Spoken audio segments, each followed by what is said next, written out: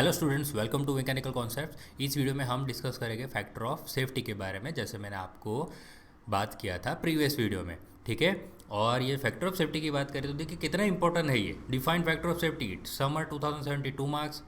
Explain factor of safety equation लिखना है, summer 16 2 marks. Factors affecting value of factor of safety तो आप देख सकते हो 1 2 3 4 5 है ना, मतलब समर विंटर ये इस क्वेश्चन का आने का जो चांसेस है वो है करीब करीब 90%। ठीक है, तो ये भी एक बहुत ही इंपॉर्टेंट क्वेश्चन है। जैसे हमने प्रीवियस वीडियो में स्ट्रेस कॉन्सेंट्रेशन समझा था, वैसा ही ये भी इम्पोर्टेंट है, पर स्ट्रेस कॉन्सेंट्रेशन से थोड़ा कम इम्पोर्टेंट क्वेश्चन है ये, है ना। बट आप 90% सोच सकते हो कि आता ही है, तो इस बार भी आने के चांसेस है बहुत अच्छे खासे। 2 मार्क या 3 मार्क्स, ठीक है, और 4 मार्क्स तक भी जा सकता है, क्योंकि जो फैक्टर्स अफेक्टिंग जो value of factor of safety है वो थोड़ा बड़ा है इसीलिए। ठीक है, तो ये जो मेरे सामने आपको लिस्ट दिख रही है, ये design of machine elements DME की इम्पॉर्टेंट क्वेश्चंस की लिस्ट है। तो जिन स्टूडेंट के पास ये इंपॉर्टेंट क्वेश्चंस की लिंक नहीं है और उनको ये डाउनलोड करना है, तो उसकी जो लिंक है आपको डिस्क्रिप्शन बॉक्स में मिल जाएगी। ठीक है, उसको आप डाउनलोड कर लेना, प्रिंट आउट निकाल लेना, तो आपके लिए आसान हो जाएगा कि कौन से इंपॉर्टेंट क्वेश्चन है और किस तरह से आपको प्रिपरेशन करनी है डीएमई के लिए, जो दिसंबर में एग्जाम होने वाली है उसके लिए। तो ठीक है, तो जल्द ही ये टॉपिक स्टार्ट करते हैं। तो देखिए इंपॉर्टेंट क्वेश्चन का सॉल्यूशन का जो पार्ट 4 है ना। चलिए तो स्टार्ट करते हैं इस वीडियो को। फैक्टर ऑफ सेफ्टी क्या होता है हम डिस्कस कर लेते हैं। ओके, तो चलिए देखिए, define factor of safety, explain factor of safety और राइट इस इक्वेशन। सबसे पहले हम वो उसको डिस्कस करेंगे। मैं आपको पूरा बेसिक आइडिया पहले दे देता हूँ, उसके बाद जो भी थियोरेटिकल चीज़ है ये देखिए, ये मैं आपको समझा दूंगा कि आपको एग्जाम में लिखना क्या है, बराबर। पर पहले आप समझ लो कि फैक्टर ऑफ सेफ्टी क्या होता है ना। तो उसको समझने के लिए सबसे पहले आपको ये दो चीज़ आप ज़रा समझ लेना। एक है यील्ड स्ट्रेस, है ना, यील्ड स्ट्रेस, और एक है अल्टीमेट स्ट्रेस। ठीक है, ये दो स्ट्रेस आपको समझना जरूरी है सबसे पहले, अगर आपको फैक्टर ऑफ सेफ्टी बहुत ही अच्छे से समझना है तो, है ना। आज के आज ही लर्न हो जाएगा ये फैक्टर ऑफ सेफ्टी, कहीं पे भी आपको वापस पढ़ने की ज़रूरत नहीं है। ठीक है, फिर सिर्फ आपको रिवाइज करना है बस, और मेमोराइज करना है। समझ तो आज ही आ जाएगा, बस आप ध्यान से सुनिए कि क्या कहने की कोशिश कर रहा हूँ। आपने स्ट्रेंथ ऑफ मटेरियल में आपको याद हो तो आपने स्ट्रेस स्ट्रेन डायग्राम लर्न किया था, याद हो तो देखिए, यहाँ था स्ट्रेस, यहाँ है स्ट्रेन, है ना। तो स्ट्रेस और स्ट्रेन डायग्राम, डक्टाइल मटेरियल के बारे में बात करें तो स्ट्रेस और स्ट्रेन में देखिए इस तरह से सीधी लाइन जाती थी, जब इलास्टिक लिमिट आता था, फिर प्लास्टिक लिमिट आता था, फिर यील्ड पॉइंट आता था, यील्ड पॉइंट में अपर यील्ड पॉइंट, फिर लोअर यील्ड पॉइंट, उसके बाद थोड़ा ऊपर जाता था और अल्टीमेट स्ट्रेस आता था, और फिर फेलियर स्ट्रेस आते थे। ठीक है, तो देखिए मैं आपको यहाँ लिख देता हूँ थोड़ा तो समझ आ जाए, है ना। तो यहाँ इलास्टिक लिमिट, फिर थोड़ा ऊपर प्लास्टिक लिमिट, फिर मैं यहाँ प्लास्टिक लिमिट नहीं बता रहा हूँ, यहाँ पे यील्ड पॉइंट की बात करूँ, यहाँ पे सिग्मा यील्ड लिख देता हूँ मैं, यहाँ सिग्मा ई लिख देता हूँ इलास्टिक के लिए, और यहाँ बात करते हैं हम, तो ये हो जाता है अल्टीमेट। ठीक है, अभी ये मैं आपको क्यों एक्सप्लेन कर रहा हूँ, मैं आपको समझाने की पूरी तरह से कोशिश कर रहा हूँ। इस चीज़ को समझ लेना तो आपको फैक्टर ऑफ सेफ्टी बहुत ही ईजिली समझ आ जाएगा। जब भी कोई मटेरियल है, फॉर एग्जांपल चलो मटेरियल ड्रॉ कर लेते हैं हम, है ना, एक कंपोनेंट ड्रॉ कर लिया है मैंने, उस पर हमने लोड लगाया। अब लोड लगेगा तो स्ट्रेस पैदा होगी, इसके अंदर स्ट्रेस पैदा होगी तो ये ग्राफ ऊपर की तरफ जाएगा। इसकी लेंथ भी, मतलब हम क्या कर रहे हैं, टेंसाइल फोर्स लगा रहे हैं, तो इसके लेंथ चेंज आएगा, है ना। तो ये अभी एल है, तो जो भी चेंजेस आएगा फॉर एग्जांपल इसके लेंथ में, उसको हम डेल्टा एल बोलेंगे, चेंज इन लेंथ, है ना। इलास्टिक जो स्ट्रेन है उसको हम बोलते थे change in length upon original length, है ना। तो चेंज इन लेंथ बढ़ेगी, यानी यहाँ पे ये राइट साइड का हो जाएगा, इसका मतलब ये ऊपर भी जाएगा और राइट साइड भी जाएगा। तो ये कब तक ऐसा सिलसिला चालू रहेगा, जब तक ये इलास्टिक लिमिट है तब तक, है ना। इलास्टिक लिमिट के विदिन अगर इंड्यूस, इसके अंदर पैदा होने वाली स्ट्रेस को हम क्या बोलते हैं, इंड्यूस्ड स्ट्रेस, है ना। इसको हम क्या बोलते हैं, इंड्यूस्ड स्ट्रेस। इस तरह आपको थोड़ा हिंदी में देखना है तो पैदा होने वाली स्ट्रेस, फोर्स लगाने के बाद उसमें जो पैदा हो रही है वो स्ट्रेस, अगर वो स्ट्रेस अगर विद इन इलास्टिक लिमिट है, यानी ये जो लाइन आपको दिख रही है ये वाली, उसके नीचे अगर है तो आपको कोई टेंशन लेने की ज़रूरत नहीं है ना। ये अगर कंपोनेंट जो मशीन में, जैसे कि फॉर एग्जांपल मान लो ये कंपोनेंट आपके बाइक में फिट है ना, तो बाइक पे जो भी फोर्स आने वाला है, जो मैंने अगर इसके हिसाब से डिज़ाइन किया है, तो उसमें जो लगने वाला जो फोर्स है वो, उससे फोर्स लगने के कारण जो स्ट्रेस पैदा हो रही है, इंड्यूस स्ट्रेस, वो अगर इलास्टिक लिमिट के अंदर है तो भाई आपको भी पता है कि वो फोर्स जब हटेगा तो जो कंपोनेंट है वो अपने ओरिजिनल पोजीशन पे वापस आ जाएगा, क्योंकि इलास्टिक लिमिट तो यही कहता है ना, कि फोर्स हटाने के बाद जो कंपोनेंट अपना ओरिजिनल पोजीशन गेन कर लेता है। अब ओरिजिनल पोजीशन गेन कर लेता है यानी कंपोनेंट जैसा था वैसा बन जाएगा, तो आपको कोई टेंशन की ज़रूरत नहीं है। बट आपने अगर इस ट्रेस पे उसको डिज़ाइन किया है, ठीक है, तो अगर मान लीजिए जैसे कि बाइक है, आपको भी पता है कि बाइक पे 2 मेंबर बैठते हैं ना, 2 लोग बैठते हैं। बट हमें भी पता है, कोई दोस्त बोलता है तो भाई तीसरे बंदे को भी बिठा लेते, कभी भी 4 बिठा लेते, कभी कभी तो 5 भी बिठा लेते, आपने देखा होगा, क्योंकि हम तो इंडियंस है ना। तो हम फिर गाड़ी रफ भी चलाते हैं, यानी कि जो जिस चीज़ पे डिज़ाइन करते हैं उससे कहीं ज़्यादा उस पर लोड लग जाता है। आप सोच सकते हो, आप इतना ज़्यादा लोड लगेगा तो फिर स्ट्रेसेस भी उतनी ही ज़्यादा पैदा होगी, है ना। तो ये तो केस होता ही होता है। तो एज अ डिज़ाइनर हमें बहुत चीज़ें ध्यान रखनी पड़ती है ना। तो वही है कि अगर आपने इस लिमिट पे डिज़ाइन किया है तो आप समझ सकते हो कि इसको क्रॉस करने के चांसेस तो पूरे पूरे ही है ना। ये तो क्रॉस करना ही है, ठीक है। तो चलो प्लास्टिक तक भी ठीक है ना, अगर लोड लगता है तो प्लास्टिक तक भी ठीक है, वो इतना ज़्यादा डैमेज नहीं होगा। और बात करते हैं ये जो सेकंड यील्ड वाली लिमिट है, अगर आप सिग्मा यील्ड पे डिज़ाइन करते हो तो भी प्रॉब्लम यही है कि यील्ड के बाद अगर यील्ड जो यहाँ पे फोर्स ऐसा आ जाएगा, मतलब मान लो कोई बाइक गड्ढे वड्ढे में आप जो बड़ा गड्ढा आ रहा है रास्ते में, या कुछ ऐसा सडन शॉक लोडिंग आ गया बाइक के ऊपर, ठीक है, तो फिर हो सकता है कि वो जो स्ट्रेस है वो यील्ड क्रॉस कर जाए। अब यील्ड क्रॉस करने के बाद होता क्या है, तो यील्ड अगर क्रॉस कर जाता है यानी आपकी जो इंड्यूस्ड स्ट्रेस है, सिग्मा इंड्यूस्ड, वो अगर ग्रेटर हो जाती है, ज़्यादा हो जाती है किससे, यील्ड से, तो क्या हो जाएगा, परमानेंट डिफॉर्मेशन आ जाएगा। समझ रहे हो। अब परमानेंट डिफॉर्मेशन का मतलब क्या है कि आपकी जो जो कंपोनेंट यूज़ हुआ है वो सही से काम नहीं करेगा। फॉर एग्जांपल अगर साइकिल है, उसका अगर व्हील है टेढ़ा मेढ़ा हो जाता है, या हैंडल या पेंडल कुछ भी टेढ़ा मेढ़ा हो जाता है, तो आपको भी पता है वो कंफर्टेबल नहीं है चलाने में, है ना। कोई व्हील टेढ़ा मेढ़ा घूम रहा है तो आपको भी पता है कि कुछ भी प्रॉब्लम हो सकते हैं, आगे जाके कुछ भी और डैमेज हो सकता है, या एक्सीडेंट भी होने के चांसेस बढ़ जाते हैं, फेलियर होने के चांसेस बढ़ जाते हैं। तो अगर आपकी इंड्यूस्ड स्ट्रेस है वो यील्ड क्रॉस कर जाती है तो परमानेंट डिफॉर्मेशन हो जाएगा, यानी डिफॉर्म हो जाएगा, मुड़ जाएगा। और मुड़ा हुआ पार्ट आपको भी पता है मशीन में थोड़ी सही से चलेगा, वो एक तरह का आपका फेलियर ही है। ऐसा कंपोनेंट आप थोड़ी यूज़ करते हो मशीन में, है ना। तो वो तो नहीं करना चाहिए। उसके बाद अगर आप अल्टीमेट पे डिज़ाइन करते हो तो देखो यहाँ तक तो आपको जाना ही नहीं है। एज अ डिज़ाइनर आप अल्टीमेट पे तो कुछ डिज़ाइन करने वाले हो ही नहीं, है ना। डक्टाइल की बात चल रही है यहाँ पे, ठीक है। तो मैं यहाँ पे ये समझाता हूँ कि देखिए अगर कोई चीज़ आप डिज़ाइन करते हो, जैसे कि स्ट्रेस का आपको फार्मूला पता है कि लोड यानी फोर्स डिवाइड बाय एरिया, ठीक है। तो फिर इससे आप क्या निकाल लोगे, एरिया निकाल लोगे, है ना।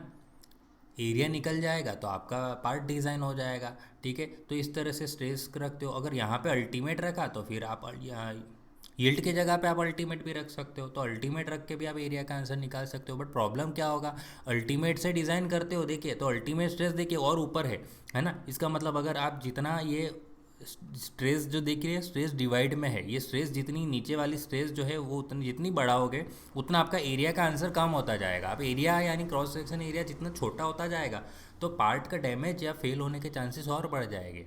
समझ रहे हो।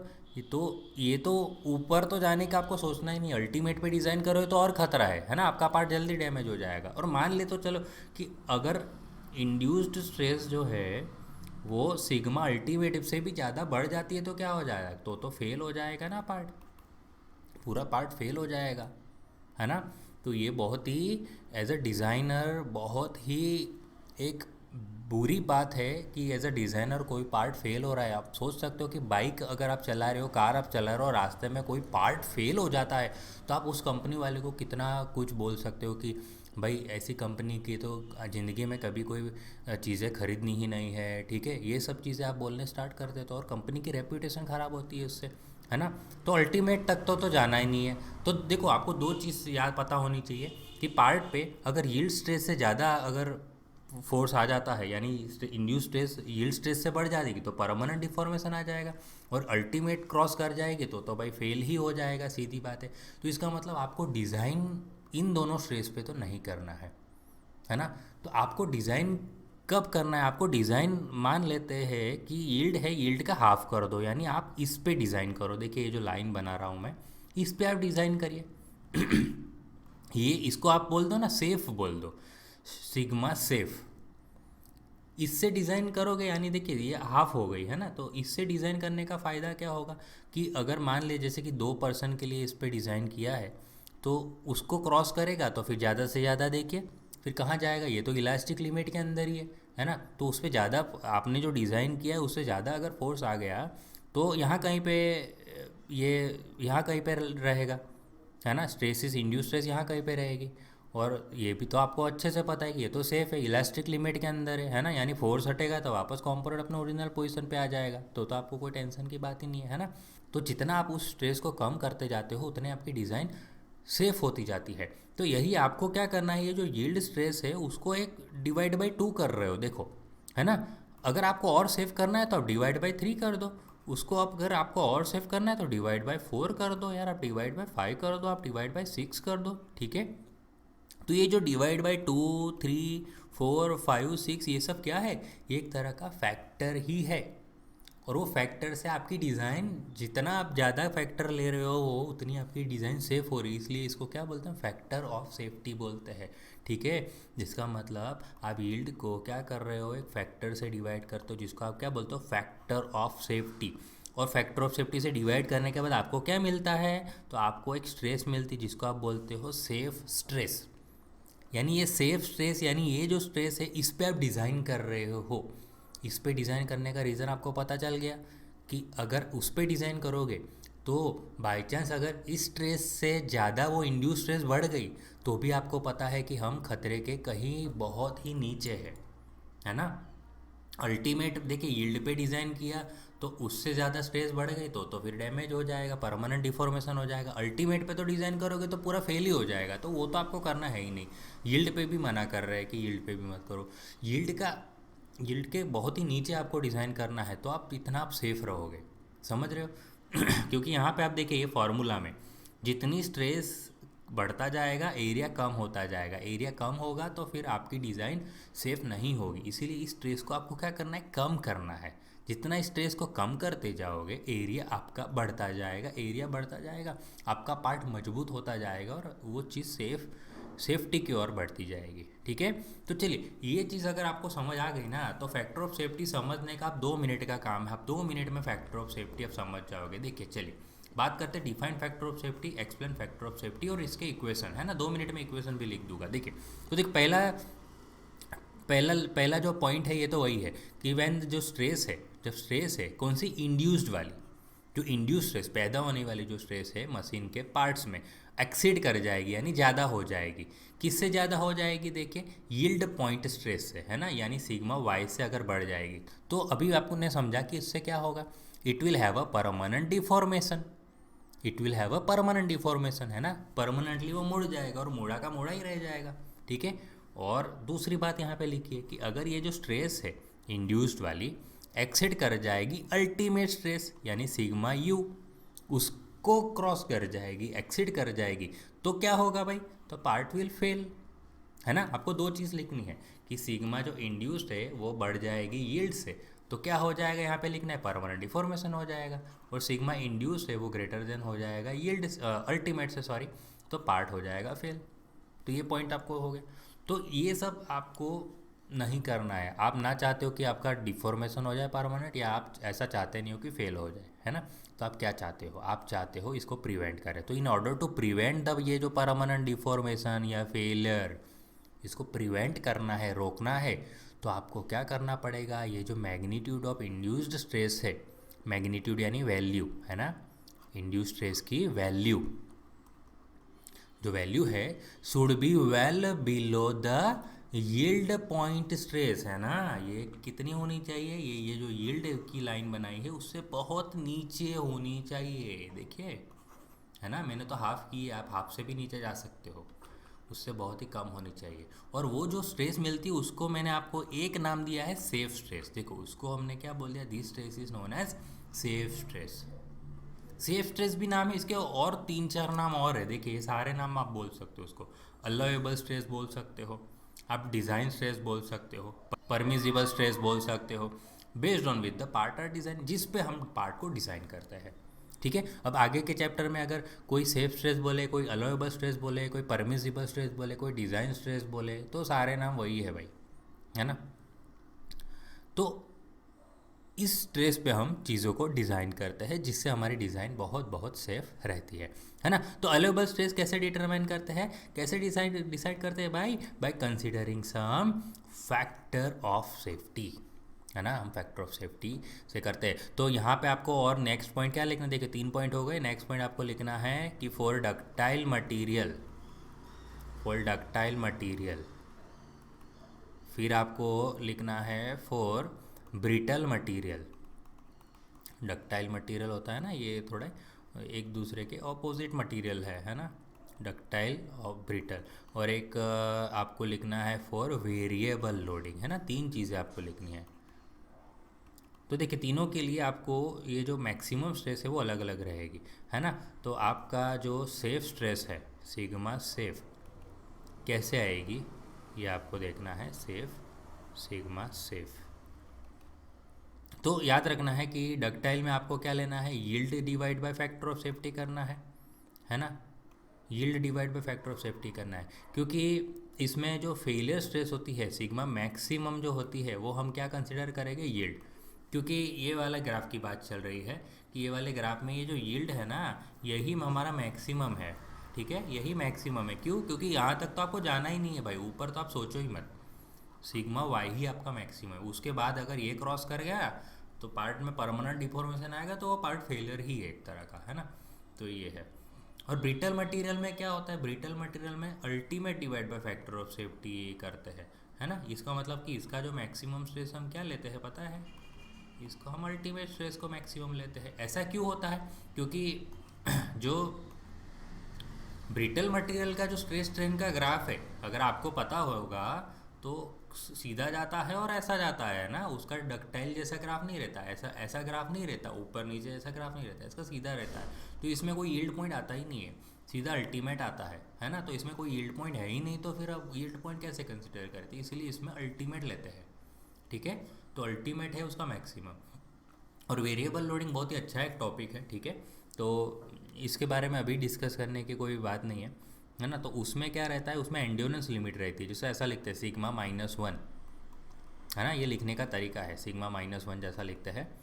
और इसमें जो सिग्मा मैक्स है वो क्या होता है, सिग्मा ये जो -1 लिखा है वो, और सिग्मा ये जो -1 लिखा है वो है क्या भाई, उसको हम बोलते हैं एंड्योरेंस लिमिट या एंड्योरेंस स्ट्रेस, है ना। एंड्योरेंस स्ट्रेस, ठीक है। ये चीज़ आपका, तो ये कौन सा क्वेश्चन हुआ हमारा, फैक्टर ऑफ सेफ्टी को डिफाइन करने वाला, एक्सप्लेन करने वाला, उसके इक्वेशंस लिखने वाला, ये क्वेश्चन हो गया। ठीक है, अब ये जो दूसरा लिखा हुआ है, right the factors affecting the value of factor of safety, ये उसके बारे में बात करेंगे। ठीक है, तो चलिए factors affecting the value of factor of safety. तो सबसे पहला जो फैक्टर होता है लोडिंग कंडीशन, है ना। लोडिंग कंडीशन, अब लोडिंग कंडीशन आपको पता है, फैक्टर ऑफ सेफ्टी की बात अगर करें तो मैं आपको दो लोडिंग बताऊंगा। एक लोडिंग कैसा है, ग्रेजुअल है, यानी धीरे धीरे बढ़ रहा है, ठीक है। और दूसरा है धाड़ करके गिर रहा है, यानी एक शॉक लोडिंग है, इम्पैक्ट लोड है। अब आप सोचो कि ग्रेजुअल लोडिंग में फैक्टर ऑफ सेफ्टी ज़्यादा होना चाहिए कि इम्पैक्ट लोडिंग में, कि ग्रेजुअल वाला लोडिंग होगा, धीरे धीरे लगेगा, तो उसमें फैक्टर ऑफ सेफ्टी वो ज़्यादा नहीं रखोगे तो चलता है। बट जो इम्पैक्ट वाला लोडिंग है, शॉक लोड है, धाड़ करके कुछ चीज़ आती है, तो उस पर आपको फैक्टर ऑफ सेफ्टी ज़्यादा रखना पड़ेगा, क्योंकि उसमें सेफ्टी ज़्यादा चाहिए, है ना। उसमें डैमेज होने का खतरा ज़्यादा है, तो उसमें आपको डिज़ाइन और सेफ करनी पड़ेगी, है ना। तो लोडिंग कंडीशन पहला फैक्टर है जिस पे फैक्टर ऑफ सेफ्टी डिपेंड करता है, समझ रहे हो आप लोग। तो देखिए depending upon the type of load कैसा है, उस पर डिपेंड करता है कि कौन सी स्ट्रेस इंड्यूस हुई पार्ट में, है ना। तो depending upon the type of load, जो स्ट्रेस इंड्यूस होती है वो पार्ट में वेरी करती रहेगी भाई, जैसा लोड वैसी स्ट्रेस, सीधी बात है। अब डायरेक्ट लोड बोलो, शॉक लोड बोलो, इम्पैक्ट लोड, वेरिएबल लोड, ये सब लोड है, उससे जो इफ़ेक्ट होगी वो होगी इंड्यूस स्ट्रेसिस पे होगी, जो भी होगी, है ना। ये जो लोडिंग की असर होगी सीधी इंड्यूस स्ट्रेस पे। अब डायरेक्ट लोड आएगा तो इंड्यूस स्ट्रेस, जैसे डायरेक्ट लोड में टेंसाइल कॉम्प्रेसिव ऐसा लोड रहता है, शॉक लोड में भी इंड्यूस स्ट्रेस बहुत ही ज़्यादा ऊपर चली जाती है है ना। इम्पैक्ट लोड में भी ऐसा होता है। वेरिएबल लोडिंग में तो भाई ये तो अलग ही केस है वेरिएबल लोडिंग, है ना। तो द स्ट्रेसिस ड्यू टू जो इम्पैक्ट लोड, शॉक लोड, ये ज़्यादा होगी ना कंपेयर टू द डायरेक्ट और यूनिफॉर्म लोड की बात करें। सीधी बात है कि नहीं। इम्पैक्ट वाला लोड आएगा और डायरेक्ट यूनिफॉर्म लोड आएगा, धीरे धीरे वाला लोड आएगा, उसमें कंपैरिजन करें तो किस में स्ट्रेसेस ज़्यादा पैदा होगी, तो ऑब्वियसली इम्पैक्ट शॉक लोड में ज़्यादा स्ट्रेसेस पैदा होगी। और वेरिएबल लोड में पैदा होता है फटीग। ठीक है, मैंने ये आपको वही बता रहा हूँ कि जो वेरिएबल लोडिंग है ये थोड़ा टॉपिक अलग है ना। तो अभी उसको आप समझ लो, ये पढ़ लेना या लिख लेना, ठीक है।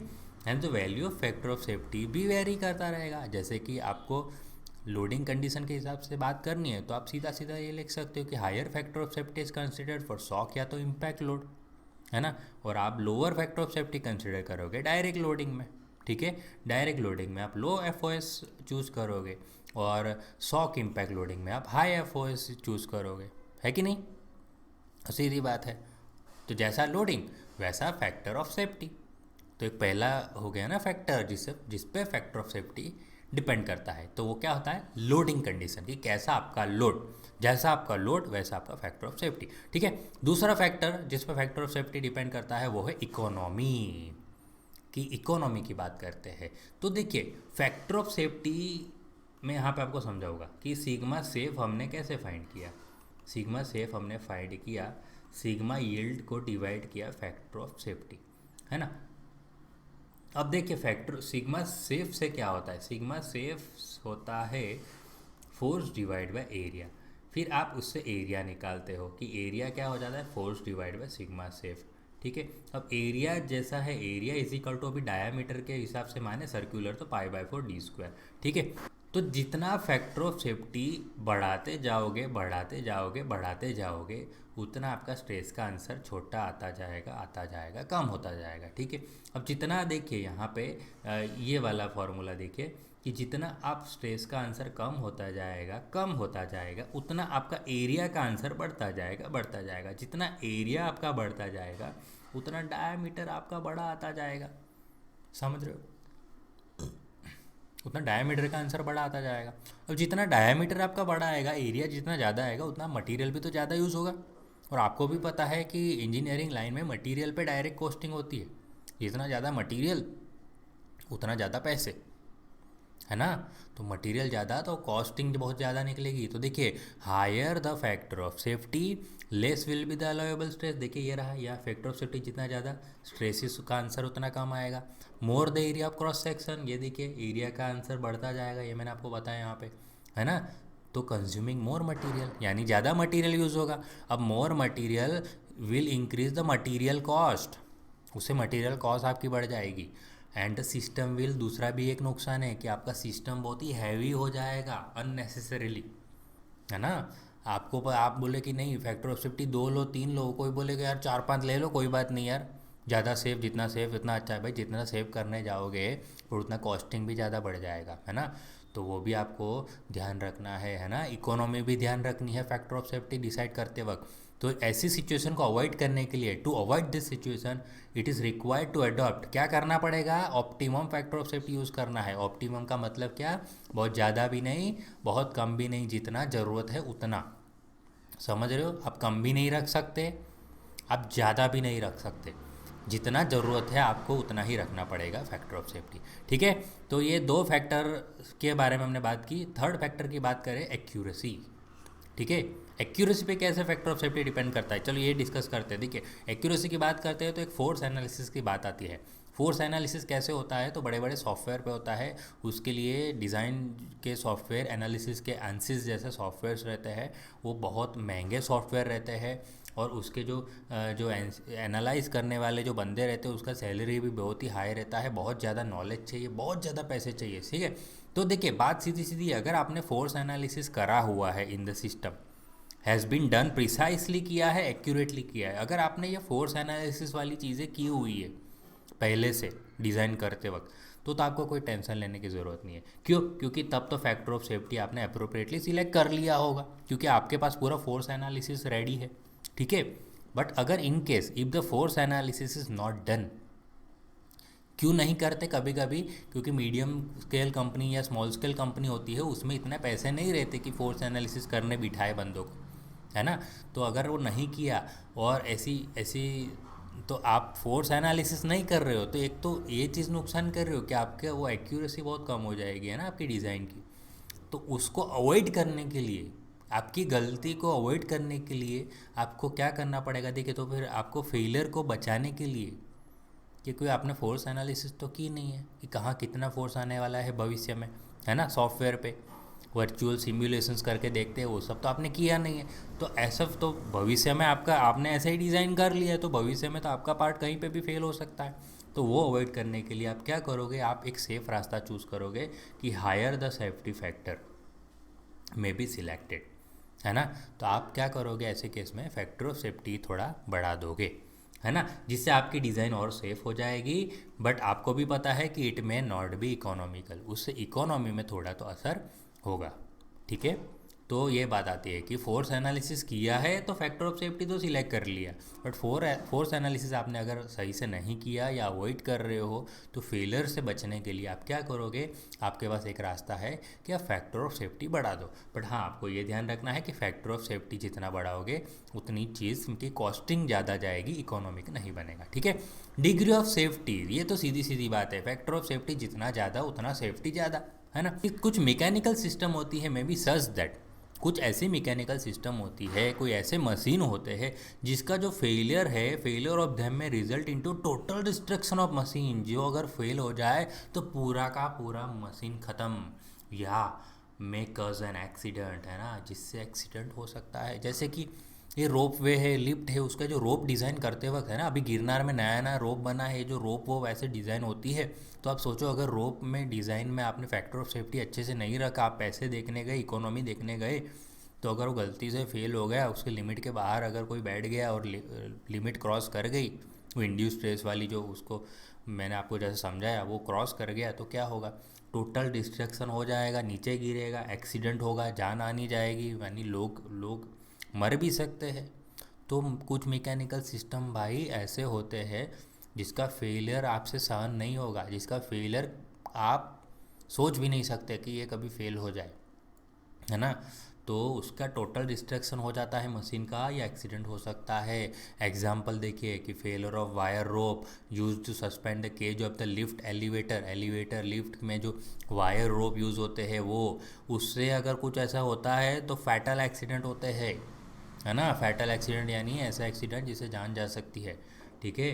तो हैंस वहाँ पे आप क्या करोगे? फैक्टर ऑफ सेफ्टी सिलेक्ट करोगे, ज़्यादा से ज़्यादा फैक्टर ऑफ सेफ्टी चूज़ करोगे वो वायर रोप सिलेक्ट करते वक्त, ठीक है। And has to reasonably high, देखो वो हाई रखना है, उस टाइम पे आप कॉस्टिंग पे नहीं जाओगे, समझ रहे हो, ठीक है। और एक लास्ट फैक्टर है कि इम्परफेक्शन ऑफ वर्कमैनशिप। अब इसका मतलब क्या होता है? वर्कमैनशिप यानी काम में क्या रहता है? इम्परफेक्शन। अभी देखिए, हम तो है ह्यूमन, है ना, हम कितना भी देखिए, हम भगवान ने हमको कैसा परफेक्ट तो बनाया नहीं है ना। हम कितने भी एक्यूरेसी मेंटेन करने की कोशिश करें, हम कितना भी अच्छे से अच्छा काम करने की कोशिश करते हैं, बट कुछ ना कुछ तो गलती से या कुछ ना कुछ प्रॉब्लम तो हो ही जाती है। फॉर एग्जांपल, 1000 चीज़ें आपको दिन में वही करते रहना है तो 1000 की 1000 एक्यूरेसी से आप करोगे, ऐसा पॉसिबल नहीं है ना। क्योंकि हम है इंसान और हम है इम्परफेक्ट लोग, है ना। परफेक्ट कोई नहीं है दुनिया में, ठीक है। तो बस उसी चीज़ को छुपाने के लिए हम एक चीज़ डिज़ाइन में ऐड कर देते हैं, फैक्टर ऑफ सेफ्टी, ठीक है। देखिए, समझते हैं।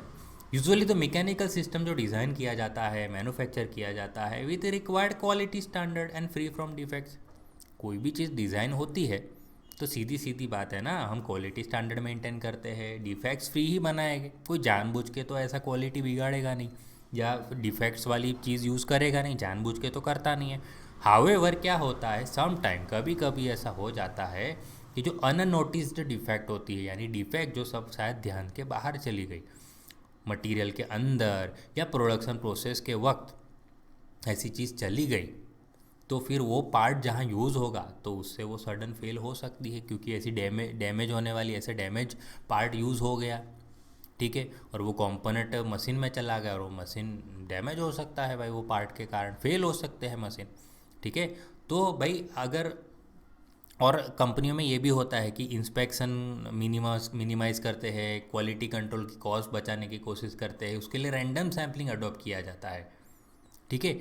अब ये सब चीज़ें कैसी है पता है, ये रैंडम सैम्पलिंग, क्वालिटी कंट्रोल की कॉस्ट बचाना, इंस्पेक्शन कॉस्ट बचाना, ये कब होता है? जैसे कि मान लो आप इंस्पेक्टर हो कोई कंपनी में, कोई बाहर से आप मटेरियल मंगवा रहे हो, तो हज़ारों आते हैं, लाखों संख्या में ऐसे छोटे छोटे छोटे बड़े बहुत सारे कंपोनेंट आते हैं।